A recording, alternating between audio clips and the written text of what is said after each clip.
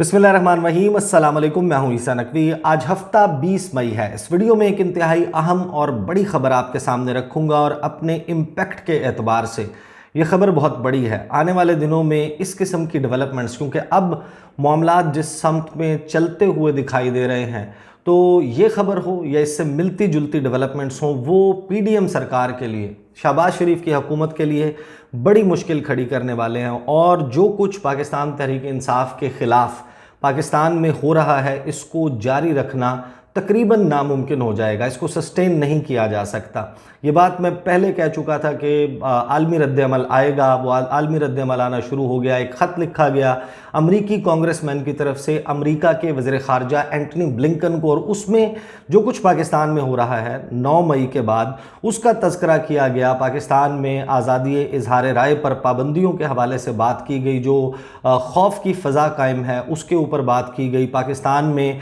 जमहूरियत के हवाले से जो ख़तरात मौजूद हैं उस पर बात की गई।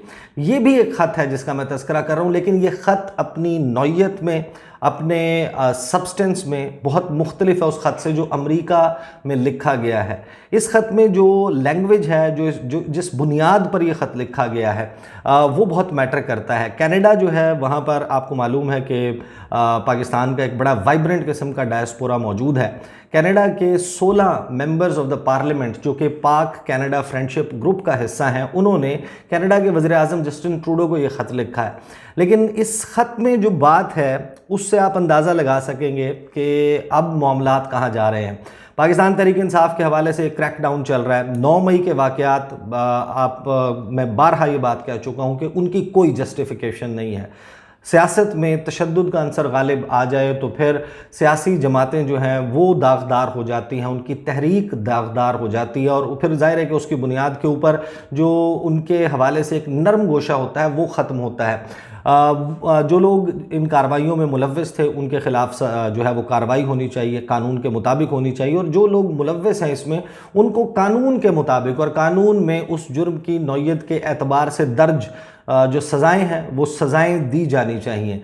लेकिन अब इस बुनियाद पर कि 9 मई के वाक़यात हो गए, आप पाकिस्तान की सबसे पॉपुलर जमात, सबसे बड़ी जमात, उसको दहशतगर्द डिक्लेयर करना चाहते हैं, उसके सियासत करने पर पाबंदी लगाना चाहते हैं, उसकी सियासी सोच के ऊपर पहरा लगाना चाहते हैं, और हुकूमत जो है वो ये सब काम अपनी निगरानी में करना चाहती है। आप अंदाज़ा लगाएं, 24 करोड़ का मुल्क है, और अगर आप कंजर्वेटिव एस्टिमेट्स के मुताबिक, जो सर्वेज सबसे कम कैलकुलेट करते हैं इमरान खान की या पाकिस्तान तहरीक इंसाफ की पॉपुलैरिटी, वो कहते हैं 60% जो है पाकिस्तानी इस वक्त माइल हैं या उनका रुझान है पाकिस्तान तहरीक इंसाफ की तरफ। वो उसको आइडियलाइज़ करते हैं या वो उसके साथ एसोसिएट करते हैं, उसको बेहतर समझते हैं, उसको एक वाइबल ऑप्शन समझते हैं अपने लिए और पाकिस्तान के लिए। जिसका मतलब यह है कि 24 करोड़ की आबादी के मुल्क में 14 करोड़ 20 लाख पाकिस्तानी लगभग, या 14 करोड़ पाकिस्तानी एसोसिएट करते हैं पाकिस्तान तहरीक इंसाफ के साथ, और 14 करोड़ से ज़ायद पाकिस्तानियों की जमात को दहशतगर्द जमात डिक्लेयर करने की कोशिश की जा रही है। ये सब कर रही है हुकूमत, और एक खौफ की फ़ज़ा कायम है पाकिस्तान में। इमरान खान साहब जो हैं वो ज़मान पार्क में महसूर होकर रह गए हैं। जो खौफ की फ़ज़ा कायम की गई है, उनके वर्कर्स या उनके लीडर्स उस तरीके से ज़मान पार्क में अब आपको नज़र नहीं आ रहे। जो उनकी लीडरशिप है, सेकेंड टियर लीडरशिप है, उसको जो है वो गिरफ़्तार किया हुआ है, पाबंद सलासिल है, जेलों में मौजूद हैं, उनको बेल मिलती है, वो बाहर फिर धर लिए जाते हैं। तो वो उनकी पॉलिटिकल एक्टिविटी नहीं हो रही। उनके कारकुन उठाए हुए हैं। तहरीक इंसाफ का दावा है कि तकरीबन 7,500 हमारे कारकुन उठाए हैं। मैंने कमर ज़मान कायरा से अपने शो में बात की तो उन्होंने कहा कि नहीं, 7,500 नहीं है, लेकिन बहरहाल 2,500 साढ़े 3,000 जो हैं कारकुन उठाए हुए हैं। ये बहुत बड़ा नंबर है। अब इन इमेजेस की वजह से, और जो एक कैंपेन चल रही है तमाम टीवी चैनल्स पर, आपने एड्स भी देखे होंगे, इश्तहारात जो हैं वो चलाए जा रहे हैं, मिनिस्ट्री ऑफ इंफॉर्मेशन एक पेड कंटेंट चला रही है, उसकी वजह से खौफ की फ़ज़ा कायम है। और जो पाकिस्तान तहरीक इंसाफ के हक़ में भी आवाज़ उठाने वाले हैं उनको भी बता दिया गया है, कुछ मीडिया के लोगों को उठाकर, कुछ सोशल मीडिया के हवाले से कोर कमांडर्स कॉन्फ्रेंस के एलामिये में और जो कौमी सलामती कमेटी का इजलास हुआ था वज़ीर-ए-आज़म की सदारत में, उसके एलामिया में बता दिया गया कि जो है वो उनके लिए भी हालात को अच्छे नहीं है। देखें, फेक न्यूज़ को कोई जस्टिफाई नहीं कर सकता, फेक न्यूज़ के खिलाफ कार्रवाई होनी चाहिए। ऐसे लोग जो शरपसंदी फैलाते हैं, झूठ फैलाते हैं, झूठी खबरें फैलाते हैं और प्रोपेगेंडा करते हैं, उनके खिलाफ तो कार्रवाई होनी चाहिए। लेकिन ओवरऑल उसमें तासुर ऐसा मिलता है कि जैसे सोशल मीडिया के ऊपर भी कोई क्रैकडाउन जो है वो होने वाला है।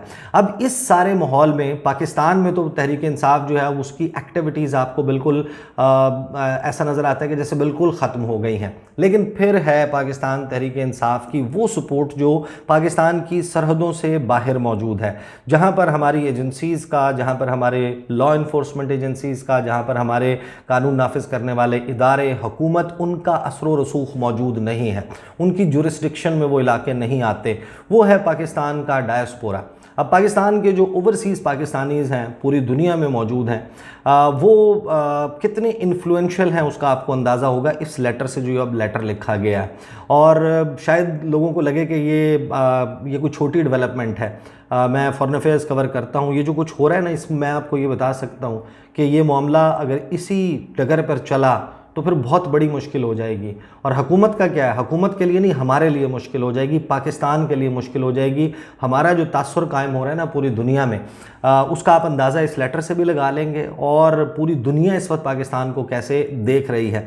अब जो लेटर लिखा गया है ना, ये 16 अरकान हैं कैनेडियन पार्लियामेंट के, उन्होंने कनाडा के वज़ीर-ए-आज़म जस्टिन ट्रूडो को ख़त लिखा, और उस ख़त में ये कहा गया है कि हम मेंबर हैं Canada Pakistan parliamentary friendship group के, और पार्लियामेंट के मेंबर होने के नाते हम हज़ारों ऐसे कैनेडियंस को रिप्रेजेंट करते हैं। वो हमारे कॉन्स्टिट्यूएंट्स हैं, वो हमारे हलके के लोग हैं जो कि पाकिस्तान से ताल्लुक़ रखते हैं।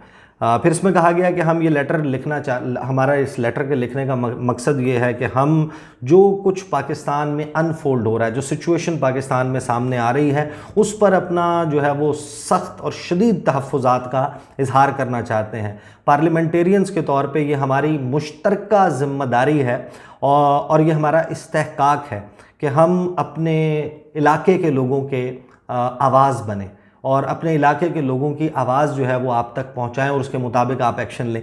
अच्छा, इसके आगे तकरीबन लगभग वही बात है कि पाकिस्तान में जो है वो इंसानी हकूक़ की ख़िलाफ़ वर्जियाँ हो रही हैं, ट्रांसपेरेंट मैनर में चीज़ें नहीं हो रही, वो ट्रांसपेरेंट मैनर में होनी चाहिए। इमरान खान के ख़िलाफ़ या जो तहरीक इंसाफ के रहनुमा, अगर उनके ख़िलाफ़ कोई केस मौजूद है तो उसको आइन और कानून के दायरे में रहते हुए चलाया जाए।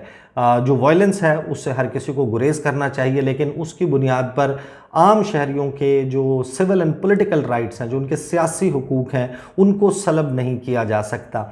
ये तो वो ख़त है, उसके मदरजात हैं, और इस पर यह बात कही गई है कि आप ये मामला कैनेडियन गवर्नमेंट को कहा है कि पाकिस्तान की गवर्नमेंट के साथ उठाएं और अपना एक स्ट्रॉन्ग वॉइस जो है वो रजिस्टर करें with the government of Pakistan. लेकिन ये मामला देखें इतना सादा नहीं है। कनाडा वाहिद मुल्क नहीं है जहाँ पर पाकिस्तानी है। इमरान खान साहब जब गुफ्तगू करते हैं तो आपको अंदाज़ा है कि वो आपको पिछले दिनों जो उन्होंने लाहौर में जलसा किया था लास्ट मीनार पाकिस्तान पे, उन्होंने अपना एक प्लान ऑफ एक्शन बताया था, और उसमें वो बता रहे थे कि हमने एक लिस्ट बनाई हुई है, इतने डॉक्टर्स हैं अमेरिका में, इतने इन्फ्लुएंशियल हैं, वो बिलियनियर्स हैं, उनमें बिजनेसमैन हैं, उनमें डॉक्टर्स हैं, उनमें इंजीनियर्स हैं, उनमें वकला हैं, उनमें बड़ी कारोबारी शख्सियात हैं, इंडस्ट्रियलिस्ट हैं, वाइट कॉलर जॉब्स करने वाले लोग हैं, जो इम्पैक्ट रखते हैं, जिनका बड़ा असर है वहाँ की हुकूमतों के ऊपर। पैसे वाले लोग भी हैं, और वो ज़ाहिर है कि उन हुकूमतों की पॉलिसीज़ के ऊपर भी असरअंदाज हो सकते हैं। अच्छा, एक तो पहलू है इसका, ये नंबर मैं आपको बता देता हूँ, और आने वाले दिनों में आपको अंदाज़ा हो जाएगा कि इसका इम्पैक्ट क्या आएगा। अब देखें, जो लोग सऊदी अरब में हैं, यूएई में, जो बेसिकली गल्फ़ रीजन में है, यहाँ पर ज़्यादातर तादाद जो है वो उन लोगों की है, वो ओवरसीज़ पाकिस्तानीज़ हैं, जो मज़दूर तबका है, जो लेबर मुख्तलिफ स्किल्ड और अनस्किल्ड लेबर जो है वहाँ पर मौजूद है। वो जितना पैसा कमाते हैं उनकी तनख्वाहें भी कोई बहुत ज़्यादा नहीं है। वो जाते हैं, वो अकेले होते हैं वहाँ पर, और वहाँ पर जाने का उनका मकसद ये होता है कि वो अपने फैमिली को बैक इन पाकिस्तान उनको सपोर्ट कर सके। वो तो जो कुछ कमाते हैं वो वापस भेज देते हैं पाकिस्तान। पर पाकिस्तान को ये जो कीमती ज़र मुबादला है, ये पाकिस्तान की इकनॉमिक लाइफ लाइन है। पाकिस्तान चलता ही जो मेजॉरिटी है, जो पैसा आपको मिलता है, वो पाकिस्तान दुनिया में 5वां सबसे बड़ा मुल्क है जिसके पास इतनी रेमिटेंसेज आती हैं। तो आप अंदाज़ा लगा सकते हैं कि कितना इंपॉर्टेंट है ये जो पाकिस्तानी डायस्पोरा वहाँ पर मौजूद है। अच्छा, जो गल्फ़ रीजन में मौजूद है, फॉर एग्जांपल सऊदी अरेबिया में, पूरी दुनिया में अगर बात करें तो पाकिस्तान के सबसे ज़्यादा तादाद सऊदी अरब में है, उसके बाद यूनाइटेड किंगडम यूके है, उसके बाद यूएई मुत्तहिदा अरब अमारात है, फिर अमेरिका, फिर साउथ अफ्रीका, फिर ओमान, उसके बाद Canada, Qatar, Germany, Italy, Bahrain, Kuwait, France, Australia, Spain, Malaysia, Iran, Norway, Greece, Denmark, Sweden, Netherlands, Belgium, Hong Kong, New Zealand. ये है तरतीब के एतबार से पाकिस्तानियों की तादाद कहाँ कहाँ पर कितनी है। 26 लाख, तकरीबन 26 लाख से 30 लाख के करीब जो है वो सऊदी अरब में, और 3261 जो है वो न्यूजीलैंड में मौजूद है। अब जो मैंने आपको ममालिक गिनवाए हैं, इनमें जो गल्फ़ ममालिक है वहाँ पर तो मज़दूर तबका मौजूद है, उसने जो कमाना है उसने पाकिस्तान भेज देना है। उसके बाद जो ममालिक मैं आपको बता रहा हूँ, जिस तरीके से जो वेस्टर्न कंट्रीज़ हैं, वहाँ पर लोग कई कई दिहाइयों से सेटल्ड हैं, वहाँ पर वो उनके पास नेशनैलिटीज़ मौजूद हैं, उनकी फैमिलीज़ वहाँ पर मौजूद हैं, वो वहाँ पर कारोबार करते हैं, वो वहाँ पर एक अपना लाइफस्टाइल जो है वो जीते हैं। जो पाकिस्तान वो पैसा भेजते हैं वो सरमायाकारी की मद में भेजते हैं, वो अपने किसी डिस्टेंट रिलेटिव को या उनकी फैमिली में कोई करीबी, किसी का भाई है या किसी का चचा यहाँ पर रहते हैं, चचा के बच्चे रहते हैं, तो वो उनको ऑफ एंड ऑन सपोर्ट के लिए पैसे भेज देते हैं, या वो उनको बताते हैं कि जनाब फ़लाँ जगह पर प्लॉट ले लें, फ़लाँ जगह पर इन्वेस्टमेंट कर दें, तो आपका पैसा भी महफूज हो जाएगा और वो बढ़ भी जाएगा। तो ये पाकिस्तान को वो पैसा भेज देते हैं। वो पैसा जो है आना वो बंद हो जाएगा। ये जो इम्पैक्ट आ रहा है ना अब इस वक्त, जो क्रिएट हो रहा है पाकिस्तान तहरीक इंसाफ के हवाले से, and I am not talking about कोई चंद हज़ार डॉलर, चंद लाख या चंद करोड़ डॉलर्स, ये इम्पैक्ट इसका बिलियंस ऑफ डॉलर्स में जाएगा। ये आपको अंदाज़ा होगा आने वाले दिनों में जो कुछ पाकिस्तान में हो रहा है। देखें, और पूरी दुनिया को कन्विंस करना क्यों आसान है, अब आप अंदाज़ा लगाइए कि बाकी तो चलें, आपको अंदाज़ा है कि पाकिस्तान में मामलात किस तरीके से चलते हैं। इमरान खान साहब जो है वो इंटरनेशनल सेलिब्रिटी हैं। इमरान खान हमारे लिए है ना लाइकिंग और डिसलाइकिंग, मेरे लिए है, मैं इमरान खान साहब की कोई 4 पॉलिसीज़ से इत्तफाक करता हूँ, मुझे अच्छी लगती होंगी, कोई 4 से मैं उनसे समझता हूँ कि यार ये बहुत बुरी पॉलिसीज़ हैं, इनको बेहतर होना चाहिए, या बिल्कुल ऑल टुगेदर रिजेक्ट हो जाना चाहिए, या किसी में इम्प्रूवमेंट की गुंजाइश है। किसी की लाइकिंग जो है वो नवाज़ शरीफ से होगी, किसी की शहबाज शरीफ से, किसी को मरीम नवाज़, किसी को बिलावल पसंद होंगे। इमरान खान जो है वो इंटरनेशनल सेलिब्रिटी है, उनको पूरी दुनिया जानती है।